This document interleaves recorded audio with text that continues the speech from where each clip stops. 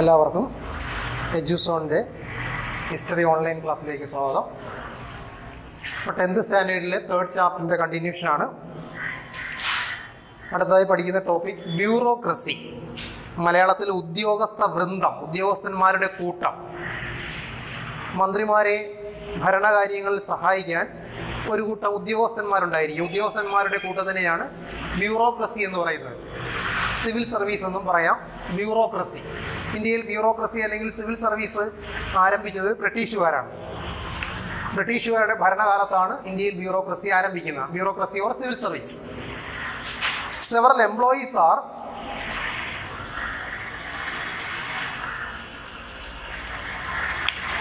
recruited to help the government in administration. ഗവൺമെൻറ്റിനെ ഭരണകാര്യങ്ങൾ സഹായിക്കാനായി നിരവധി ഉദ്യോഗസ്ഥന്മാരെ നിയമിച്ചിരിക്കുന്നു. Bureaucracy is organised, bureaucracy is constituted to help and advise government and execute the programmes of the government. Bureaucracy is organised to help. Bureaucracy is constituted or organized to help and advise the government and execute the programs of government. ഗവൺമെൻറ്റിനെ ഭരണകാര്യങ്ങളിൽ സഹായിക്കാനും ഉപദേശിക്കാനും ഗവൺമെൻറ്റിൻ്റെ നയങ്ങൾ നടപ്പിലാക്കാനും വേണ്ടിയാണ് ഉദ്യോഗസ്ഥ വൃന്ദത്തിന് രൂപം നൽകിയിരിക്കുന്നത്. Bureaucracy is constituted to help and advise the government and execute the programs of the government.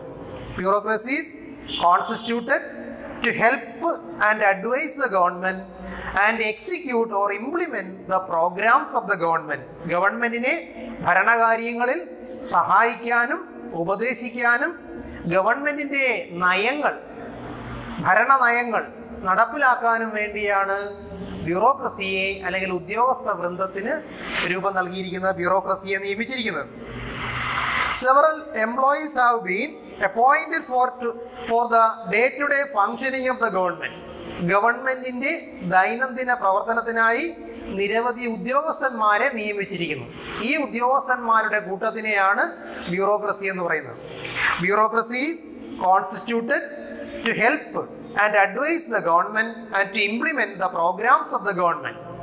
Several employees are appointed for the day-to-day functioning of the government.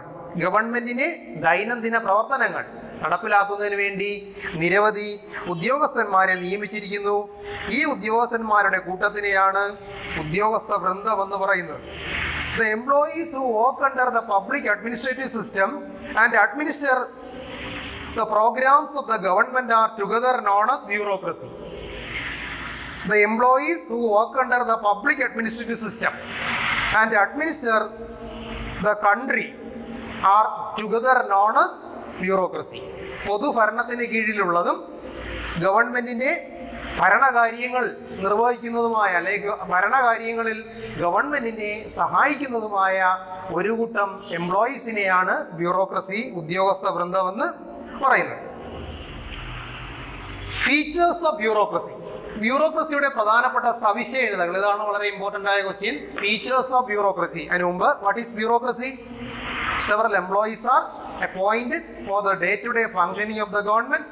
ഗവൺമെന്റിന്റെ ദൈനംദിന പ്രവർത്തനത്തിനായി നിരവധി ഉദ്യോഗസ്ഥന്മാരെ നിയമിച്ചിരിക്കുന്നു. These employees are known as bureaucracy. Bureaucracy is constituted to help and advise the government and to implement the programs of the government. Features of bureaucracy. First feature, hierarchical organization. ഓരോ government ഡിപ്പാർട്ട്മെൻറ്റും ഓരോ government വകുപ്പും രൂപീകരിച്ചിരിക്കുന്നത് ഹൈറാർക്കിക്കലായിട്ടാണ്. Hierarchical എന്ന് പറഞ്ഞാൽ ശ്രേണീപരമായ സംഘാടനം എന്നാണ് അതിൻ്റെ അർത്ഥം. ഏറ്റവും മുകളിൽ ഓരോ ഡിപ്പാർട്ട്മെൻറ്റിൻ്റെയും തലവനായി ഒരു ഉദ്യോഗസ്ഥനുണ്ടാവും. താഴോട്ട് വരുന്തോറും ഉദ്യോഗസ്ഥന്മാരുടെ എണ്ണം കൂടി വരുന്നു. അങ്ങനെയുള്ള ആ സംഘടനയാണ് അല്ലെങ്കിൽ സംഘാടനത്തിനെയാണ് ഹൈറാർക്കിക്കൽ ഓർഗനൈസേഷൻ എന്ന് പറയുന്നത്. For example, Kerala police. Kerala പോലീസിൻ്റെ ഏറ്റവും ടോപ്പിൽ ഒരു ഉദ്യോഗസ്ഥനുണ്ടാവും, DGP, director general of police, DGP. DGPക്ക് താഴെ ADGPമാരുണ്ടാവും.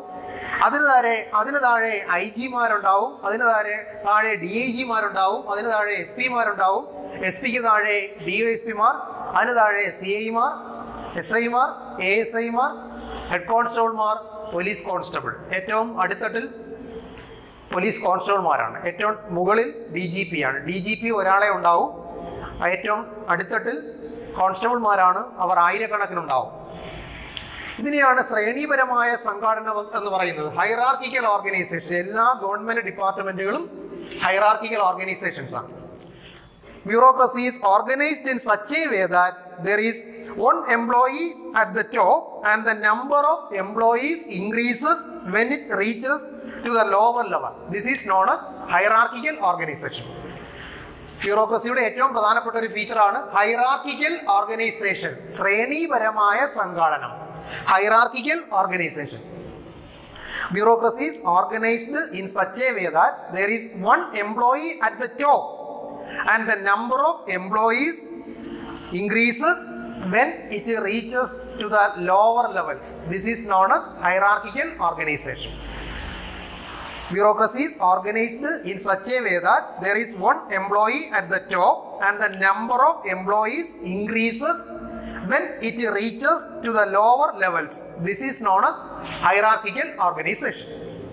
Number 2, permanence. Persons appointed in government service will continue till the age of retirement. This is known as permanence. Government സർവീസിലേക്ക് നിയമിക്കപ്പെടുന്ന ഉദ്യോഗസ്ഥന്മാർ ഒരു നിശ്ചിത പ്രായമാകുന്നതുവരെ സർവീസിൽ കണ്ടിന്യൂ ചെയ്യുന്നു. റിട്ടയർ ആകുന്നതുവരെ, പെൻഷൻ ആകുന്നതുവരെ സർവീസിൽ തുടരുന്നു. ഇതിനെയാണ് സ്ഥിരത എന്ന് പറയുന്നത്. ഗവൺമെന്റ് ഉദ്യോഗസ്ഥന്മാർ സ്ഥിരമാണ്. എന്നാൽ ഗവൺമെന്റുകൾ ഓരോ 5 വർഷം കൂടുന്തോറും മാറി മാറി വരുന്നു. ഉദ്യോഗസ്ഥന്മാർ റിട്ടയർ ആകുന്നതുവരെ സർവീസിൽ കണ്ടിന്യൂ ചെയ്യുന്നു. ഇതിനെയാണ് പെർമനൻസ് എന്ന് പറയുന്നത്. സ്ഥിരത. ബ്യൂറോക്രസി സ്ഥിരതയുള്ളതാണ്, അല്ലെങ്കിൽ ബ്യൂറോക്രസിക്ക് സ്ഥിരതയുണ്ട്. Persons appointed in government service will continue till the age of retirement. This is known as permanence. ബ്യൂറോക്രസിക്ക് സ്ഥിരതയുണ്ട്. ഗവൺമെന്റ് സർവീസിലേക്ക് നിയമിക്കപ്പെടുന്ന ഉദ്യോഗസ്ഥന്മാർ പെൻഷൻ ആകുന്നത് വരെ സർവീസിൽ തുടരുന്നു, ഉദ്യോഗസ്ഥനായി സർവീസിൽ തുടരുന്നു. അതിനെയാണ് പെർമനൻസ് എന്ന് പറയുന്നത്, സ്ഥിരത എന്ന് പറയുന്നത്. Next feature, appointment on the basis of educational qualifications. Government employees are recruited and appointed on the basis of educational qualification. Government ഉദ്യോഗസ്ഥന്മാരെ മത്സര പരീക്ഷ നടത്തി നിയമിക്കുന്നത് വിദ്യാഭ്യാസ യോഗ്യതയുടെ അടിസ്ഥാനത്തിലാണ്. വിദ്യാഭ്യാസ യോഗ്യതയുടെ അടിസ്ഥാനത്തിലാണ് ഗവൺമെന്റ് ഉദ്യോഗസ്ഥന്മാരെ നിയമിക്കുന്നത്. Appointment on the basis of educational qualifications. ബ്യൂറോക്രസിയെ നിയമിക്കുന്നത്, അല്ലെങ്കിൽ ഉദ്യോഗസ്ഥന്മാരെ നിയമിക്കുന്നത് വിദ്യാഭ്യാസ യോഗ്യതയുടെ അടിസ്ഥാനത്തിലാണ്.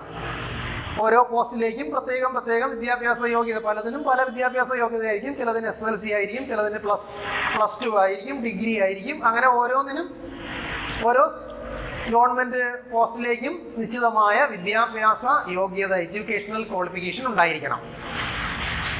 Government employees are appointed on the basis of educational qualifications. Government ഉദ്യോഗസ്ഥന്മാരെ നിയമിക്കുന്നത് വിദ്യാഭ്യാസ യോഗ്യതയുടെ അടിസ്ഥാനത്തിലാണ്. 3 ഫീച്ചേഴ്സ് പഠിച്ചു. 4ാമതായി പൊളിറ്റിക്കൽ ന്യൂട്രാലിറ്റി. ഗവൺമെന്റ് ഉദ്യോഗസ്ഥന്മാർ രാഷ്ട്രീയമായി നിഷ്പക്ഷരായിരിക്കണം.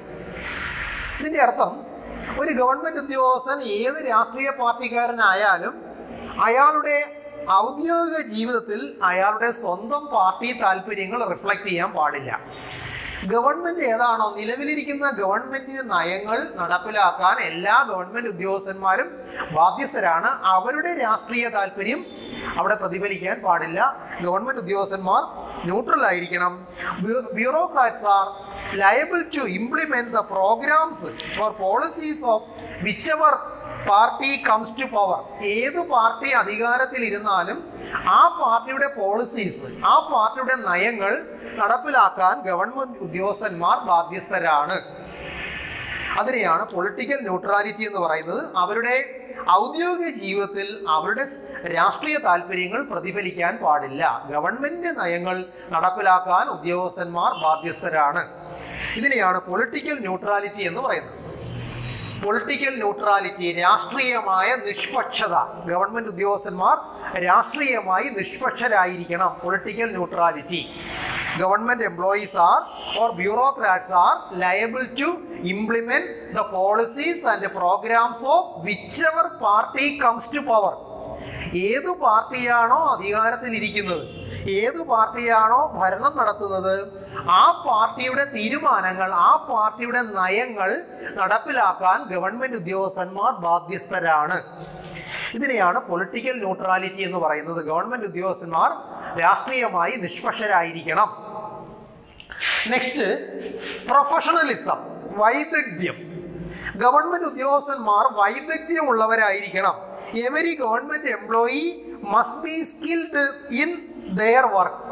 ഓരോ ഗവൺമെന്റ് ഉദ്യോഗസ്ഥനും അയാൾ ചെയ്യുന്ന തൊഴിൽ, അയാൾ സ്ഥിരമായി ചെയ്യുന്ന ജോലിയിൽ വിദഗ്ധനായിരിക്കണം, വൈദഗ്ധ്യമുള്ളവനായിരിക്കണം.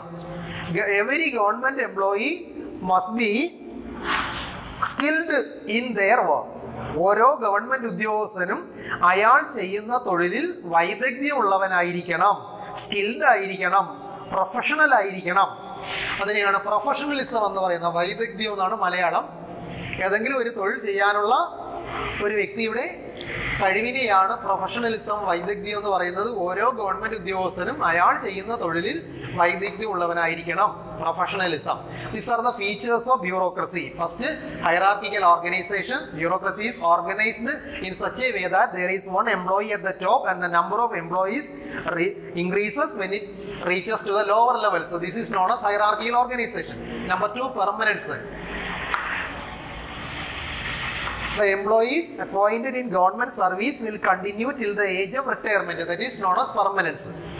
Next, appointment on the basis of educational qualification. Government employees are recruited and appointed on the basis of educational qualifications. Next, political neutrality. Bureaucrats are liable to implement the programs of whichever party comes to power. Their party interests should not reflect in their activities. Next, professionalism. Every government employee must be skilled in their work. These are the features of bureaucracy. Next, structure of Indian bureaucracy. ഇന്ത്യയിൽ bureaucracy ആരംഭിക്കുന്നത് ബ്രിട്ടീഷുകാരാണ്. ബ്രിട്ടീഷുകാരുടെ ഭരണകാലത്താണ് Indian civil service ആരംഭിക്കുന്നത്. Or Indian bureaucracy. Indian bureaucracy or Indian civil service, India മഹാരാജ്യത്തിലെ എല്ലാ ഉദ്യോഗസ്ഥന്മാരെയും കൂടെ ചേർത്താണ് ഇന്ത്യൻ സിവിൽ സർവീസ് എന്ന് വിളിക്കുന്നത്.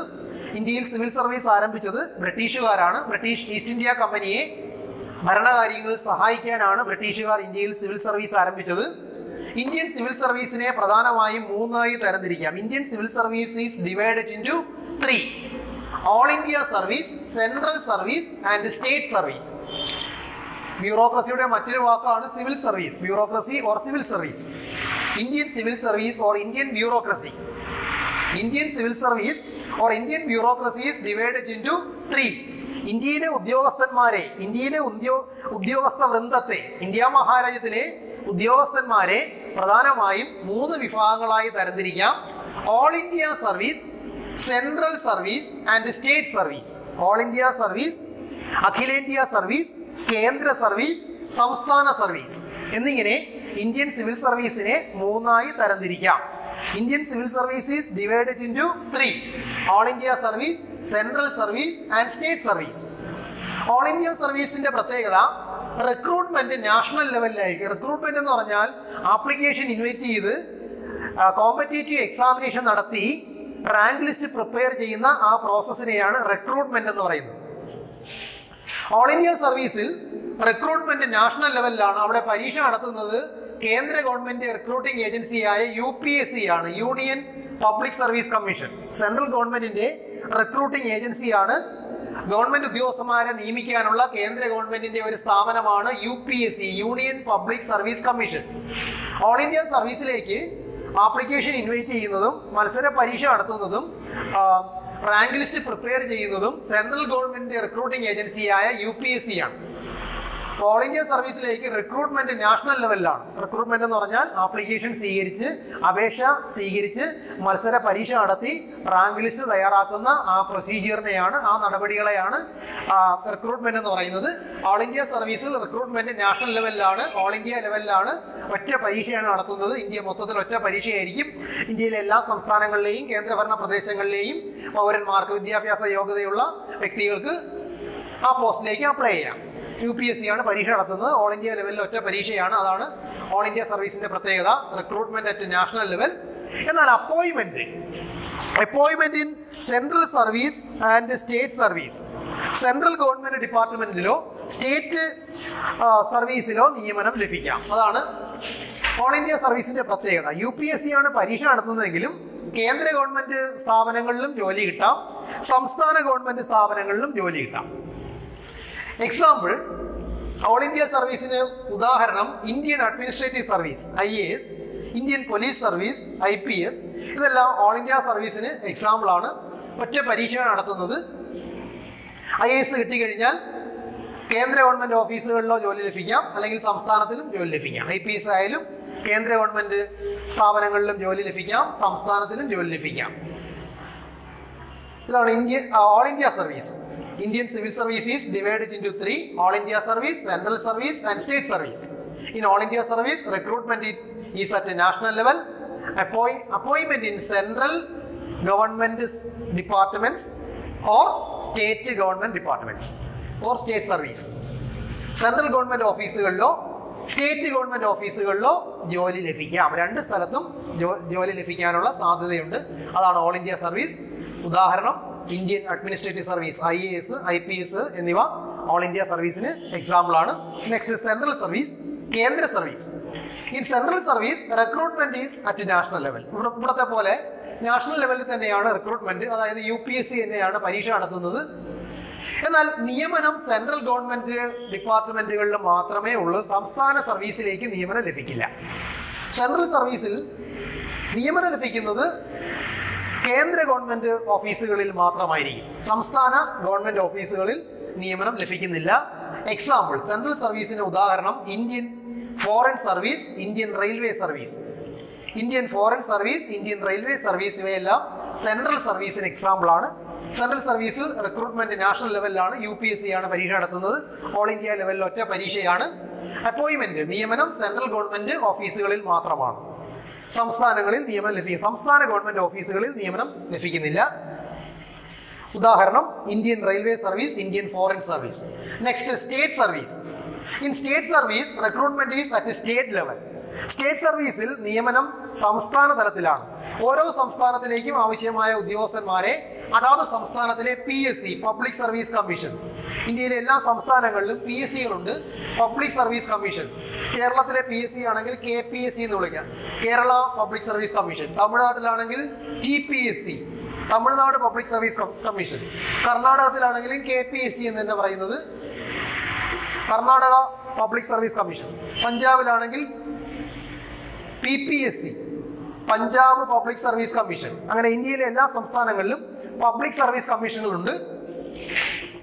സ്റ്റേറ്റ് സർവീസിലേക്ക്, in state service recruitment is at state level. Appointment in state government departments. State സർവീസിൽ റിക്രൂട്ട്മെന്റ് സ്റ്റേറ്റ് ലെവലിലാണ്. അപ്പോയിന്റ്മെന്റ് സ്റ്റേറ്റ് ഗവൺമെന്റ് ഡിപ്പാർട്ട്മെന്റുകളിൽ മാത്രമാണ്. ഓരോ സംസ്ഥാനത്തിലേക്കുമുള്ള ഗവൺമെന്റ് ഡിപ്പാർട്ട്മെന്റിലേക്ക് അതാത് സംസ്ഥാനത്തിലെ PSC പരീക്ഷ നടത്തി നിയമനം നൽകുന്നു. മറ്റ് സംസ്ഥാനങ്ങളിലേക്ക് നിയമനം ലഭിക്കുന്നില്ല.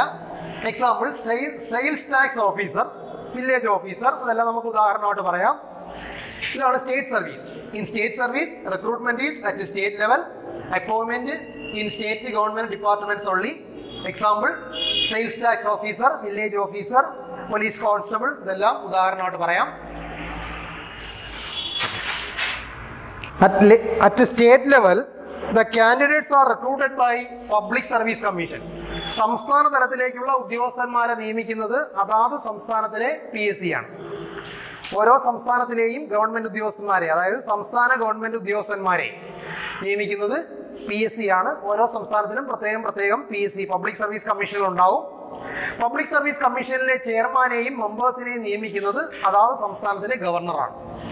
കേരളത്തിലെ പബ്ലിക് സർവീസ് കമ്മീഷനിലെ ചെയർമാനെയും മെമ്പേഴ്സിനെയും നിയമിക്കുന്നത് കേരളത്തിലെ ഗവർണറാണ്. അതുപോലെ ഓരോ സംസ്ഥാനത്തിലെയും പബ്ലിക് സർവീസ് കമ്മീഷനിലെ ചെയർമാനെയും മെമ്പേഴ്സിനെയും നിയമിക്കുന്നത് അതാത് സംസ്ഥാന ഗവർണർമാരാണ്. എന്നാൽ UPSC ചെയർമാനെ നിയമിക്കുന്നത്, UPSC ചെയർമാനെ യൂണിയൻ പബ്ലിക് സർവീസ് കമ്മീഷൻ, നമ്മുടെ സെൻട്രൽ ഗവൺമെന്റ് റിക്രൂട്ടിംഗ് ഏജൻസിയാണ് UPSC. UPSCയിലെ ചെയർമാനെ നിയമിക്കുന്നത് പ്രസിഡന്റാണ്. UPSC ചെയർമാനെ നിയമിക്കുന്ന പ്രസിഡന്റാണ്. PSC ചെയർമാനെ നിയമിക്കുന്നത് ഗവർണറാണ്. അടുത്തതായി അഡ്മിനിസ്ട്രേറ്റീവ് റിഫോംസ്, ഭരണ പരിഷ്കാരങ്ങൾ. A number of steps are taken by the government for increasing the efficiency of the services and to provide the services to the people in a time bound manner.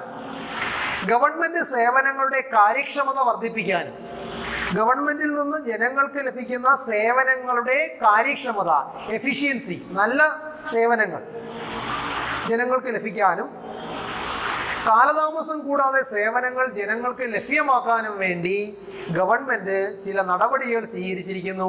ഈ നടപടികളെയാണ് administrative reforms എന്ന് പറയുന്നത്, ഭരണ പരിഷ്കാരങ്ങൾ എന്ന് പറയുന്നത്. A number of steps are taken by the government for increasing the efficiency of the services and to provide the services to the people in a time bound manner. Government സേവനങ്ങളുടെ കാര്യക്ഷമത വർദ്ധിപ്പിക്കാനും government സേവനങ്ങൾ കാലവിളംബം കൂടാതെ, കാലതാമസം കൂടാതെ ജനങ്ങൾക്ക് ലഭ്യമാക്കുന്നതിനും വേണ്ടി government ചില നടപടികൾ സ്വീകരിച്ചിരിക്കുന്നു. ഈ നടപടികളെയാണ് അഡ്മിനിസ്ട്രേറ്റീവ് റിഫോംസ് എന്ന് പറയുന്നത്, ഭരണ പരിഷ്കാരങ്ങൾ എന്ന് പറയുന്നത്. A number of steps are taken by the government for increasing the efficiency of the services and to provide the services in a time bound manner. They are known as administrative reforms. ഇവയാണ് ഭരണപരിഷ്കാരങ്ങൾ എന്ന് പറയുന്നത്. The intention is to make the administration people friendly and effective. ഇതിന്റെ ഉദ്ദേശം, ഇതിന്റെ ലക്ഷ്യം ഗവൺമെന്റിന്റെ ഭരണം ജനസൗഹൃദവും കാര്യക്ഷമതവും ആക്കുക എന്നാണ്. ഗവൺമെന്റ് സേവനങ്ങൾ ജനസൗഹൃദമാക്കുക, കാര്യക്ഷമമാക്കുക എന്നിവയാണ് അഡ്മിനിസ്ട്രേറ്റീവ് റിഫോംസിന്റെ പ്രധാനപ്പെട്ട ലക്ഷ്യങ്ങൾ. A number of steps are taken by the government for increasing the efficiency of the services and to provide the services to the people in a time bound manner. These reforms are known as administrative reforms. The intention is to make administration people friendly and effective. നമ്മുടെ രാജ്യത്ത് ഇന്ത്യയിൽ നടപ്പിലാക്കിയിരിക്കുന്ന പ്രധാനപ്പെട്ട administrative reforms ആണ്. ഒന്ന് governance, മറ്റൊന്ന് right to information act, വിവരാവകാശ നിയമം, മറ്റൊന്ന് ഇൻഫർമേഷൻ കമ്മീഷൻ, അടുത്തത് റൈറ്റ് ടു സർവീസ് ആക്ട്, സേവനാവകാശ നിയമം, Lokpal and Lokayukta, central vigilance commission, കേന്ദ്ര വിജിലൻസ് കമ്മീഷൻ, ഓംബുഡ്സ്മാൻ. ഇതെല്ലാമാണ് നമ്മുടെ രാജ്യത്ത് നടപ്പിലാക്കിയിരിക്കുന്ന പ്രധാനപ്പെട്ട administrative reforms. Which are the important administrative reforms implemented in India. ഇന്ത്യയിൽ നടപ്പിലാക്കിയിരിക്കുന്ന പ്രധാനപ്പെട്ട ഭരണപരിഷ്കാരങ്ങൾ എന്തൊക്കെയാണ്? Governance, right to information act, information commission, right to service act, Lokpal and Lokayukta, central vigilance commission and ombudsman. Governance, right to information act, information commission, right to service act, Lokpal and Lokayukta, central vigilance commission and ombudsman. ഇതെല്ലാമാണ് നമ്മുടെ രാജ്യത്ത് നടപ്പിലാക്കിയിരിക്കുന്ന പ്രധാനപ്പെട്ട administrative reform. ആദ്യം നമുക്ക് എന്താണ് governance നോക്കാം. What is e-governance? E-governance is the use of electronic technology in administration. ഭരണരംഗത്ത് ഇലക്ട്രോണിക് ടെക്നോളജിയുടെ ഉപയോഗത്തിനെയാണ് ഗവേണൻസ്. കമ്പ്യൂട്ടറുകൾ, ഇലക്ട്രോണിക് ടെക്നോളജി ഭരണരംഗത്ത് ഉപയോഗിച്ചിരിക്കുന്നു. അതായത് കമ്പ്യൂട്ടറുകൾ, ഗവൺമെന്റ് സ്ഥാപനങ്ങളിലെല്ലാം കമ്പ്യൂട്ടറുകൾ സ്ഥാപിച്ചിരിക്കുന്നു. കമ്പ്യൂട്ടറുകൾ സ്ഥാപിച്ചതിലൂടെ നമുക്ക് ഗവൺമെന്റ് സേവനങ്ങൾ വളരെ എളുപ്പത്തിലും വളരെ വേഗത്തിലും ജനങ്ങൾക്ക് ലഭ്യമാക്കാൻ കഴിയും. അതിനാണ് കമ്പ്യൂട്ടറുകൾ സ്ഥാപിച്ചത്. ഗവേണൻസിന്റെ പ്രധാനപ്പെട്ട ബെനിഫിറ്റ്സ് ആണ് അടുത്ത പഠിക്കാനുള്ള. What is governance? എന്താണ് governance? E-governance is the use of electronic technology in administration. E-governance is the use of electronic technology in administration. ഈ ഗവേണൻസിന് പ്രധാനപ്പെട്ട ഉദാഹരണങ്ങൾ, ഉദാഹരണം നിങ്ങൾ 10ാം ക്ലാസ് കഴിഞ്ഞാൽ ഹയർ സെക്കൻഡറിക്ക് ആപ്ലിക്കേഷൻ, +2-ന് +1 +2 കോഴ്സിന് ആപ്ലിക്കേഷൻ അയക്കുന്നു. അത് നിങ്ങൾ ഓൺലൈനായിട്ടാണ് ആപ്ലിക്കേഷൻ അയക്കുന്നത്. അതിനെ സിംഗിൾ വിൻഡോ സിസ്റ്റം എന്ന് പറയും.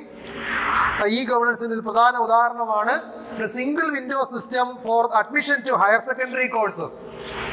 ഹയർ സെക്കൻഡറി കോഴ്സിലേക്ക് അഡ്മിഷന് വേണ്ടിയുള്ള സിംഗിൾ വിൻഡോ സിസ്റ്റം.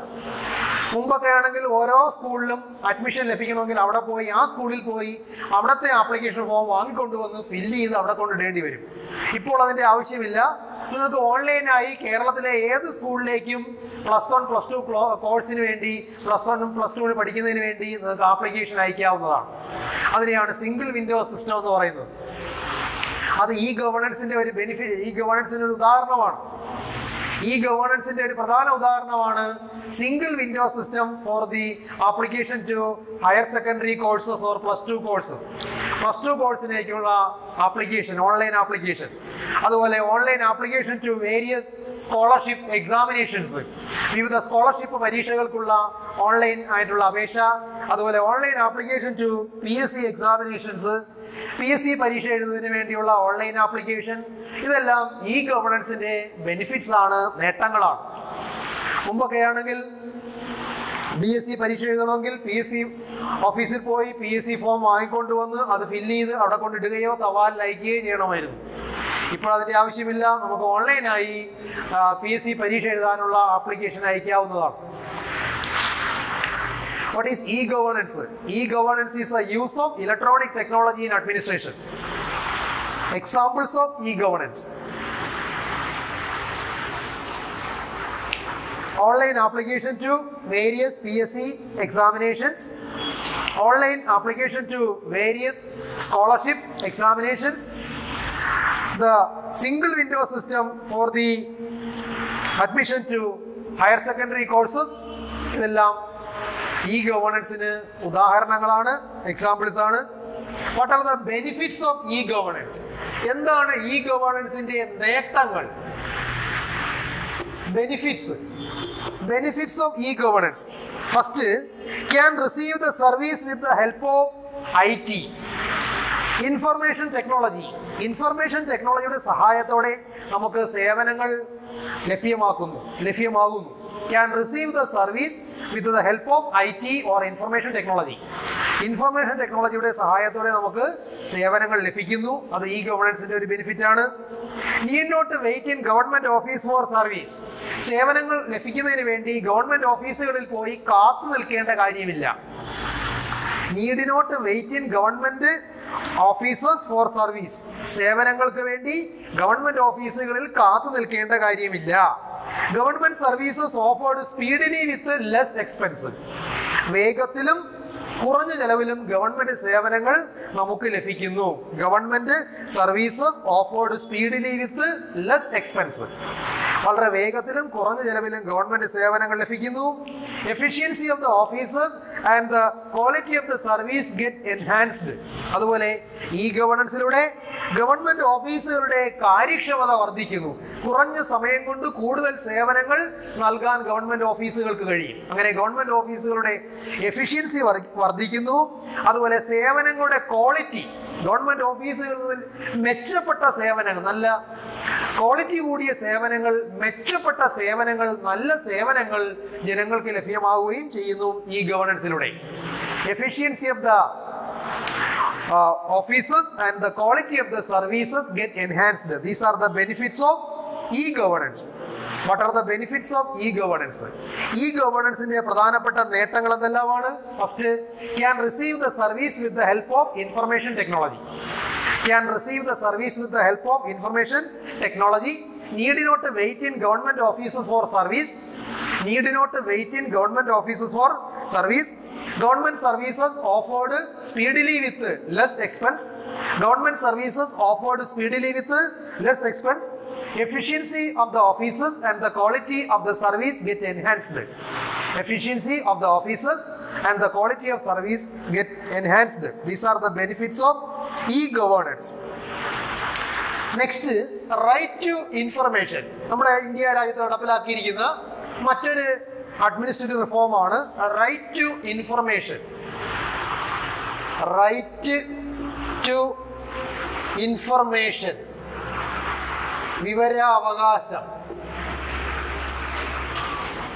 നമ്മുടെ ഇന്ത്യൻ പാർലമെന്റ് നിർമ്മിച്ച ഒരു പ്രധാനപ്പെട്ട നിയമമാണ് റൈറ്റ് ടു ഇൻഫർമേഷൻ ആക്ട്, വിവരാവകാശ നിയമം. ഈ നിയമം, വിവരാവകാശ നിയമം, ഇന്ത്യ ഗവൺമെന്റ് നടപ്പിലാക്കുന്നത് 2005-ലാണ്. വിവരാവകാശ നിയമം നിർമ്മിക്കാൻ ഇന്ത്യ ഗവൺമെന്റിനെ പ്രേരിപ്പിച്ചത് 2005-ൽ റൈറ്റ് ടു ഇൻഫർമേഷൻ ആക്ട് നടപ്പിലാക്കാൻ ഇന്ത്യ ഗവൺമെന്റിനെ പ്രേരിപ്പിച്ചത് രാജസ്ഥാൻ സംസ്ഥാനത്തിലെ മസ്ദൂർ കിസാൻ ശക്തി സംഘാതൻ എന്ന ഒരു സംഘടനയും മറ്റു ചില സംഘടനകളുടെയും പ്രവർത്തനമാണ്. ഇന്ത്യയിലെ രാജസ്ഥാൻ സംസ്ഥാനത്തിലെ മസ്ദൂർ കിസാൻ ശക്തി സംഘാതൻ, മസ്ദൂർ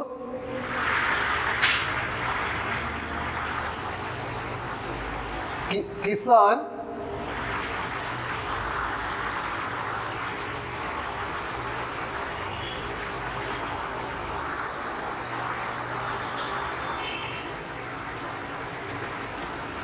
ശക്തി സംഘാതൻ, ഈ സംഘടനയുടെയും മറ്റ് നിരവധി സംഘടനകളുടെയും പ്രേരണയുടെ ഫലമായിട്ടാണ് 2005-ൽ ഇന്ത്യൻ പാർലമെന്റ് വിവരാവകാശ നിയമം നിർമ്മിച്ചത്. റൈറ്റ് ടു ഇൻഫർമേഷൻ ആക്ട്, വിവരാവകാശ നിയമം. 2005-ലാണ് ഈ നിയമം ഇന്ത്യയിൽ നിലവിൽ വരുന്നത്. Right to information act came into effect in 2005. 2005-ലാണ് വിവരാവകാശ നിയമം നിലവിൽ വരുന്നത്. ഈ നിയമം നിർമ്മിക്കാൻ ഇന്ത്യ ഗവൺമെന്റിനെ പ്രേരിപ്പിച്ചത് രാജസ്ഥാൻ സംസ്ഥാനത്തിലെ മസ്ദൂർ കിസാൻ ശക്തി സംഘാതൻ എന്ന സംഘടനയുടെയും മറ്റ് ചില സംഘടനകളുടെയും പ്രവർത്തന ഫലമായാണ്. ഈ നിയമം, റൈറ്റ് ടു ഇൻഫർമേഷൻ ആക്ട്, 2005-ൽ നിലവിൽ വന്ന വിവരാവകാശ നിയമത്തിന്റെ പ്രധാന ലക്ഷ്യങ്ങൾ, പ്രധാനമായും ഈ നിയമത്തിന് 3 ലക്ഷ്യങ്ങളാണ് ഉണ്ടായിരുന്നത്. What are the objectives or aims of right to information act? എന്താണ് വിവരാവകാശ നിയമത്തിന്റെ ഒബ്ജക്റ്റീവ്സ്? ഒബ്ജക്റ്റീവ്സ് എന്ന് പറഞ്ഞാൽ എയിംസ് എന്നാണ്, ലക്ഷ്യങ്ങൾ. എന്തിനാണ് ഈ നിയമം നിർമ്മിച്ചത്? The main objective of this act, the main objectives of this act were, number 1, to prevent corruption. ഈ ആക്ടിന്റെ ഏറ്റവും പ്രധാനപ്പെട്ട ഒരു ഒബ്ജക്റ്റീവ് അഴിമതി തടയുക എന്നാണ്. The main objectives of Right to Information Act are to prevent corruption. Next, number 2, to create responsibility.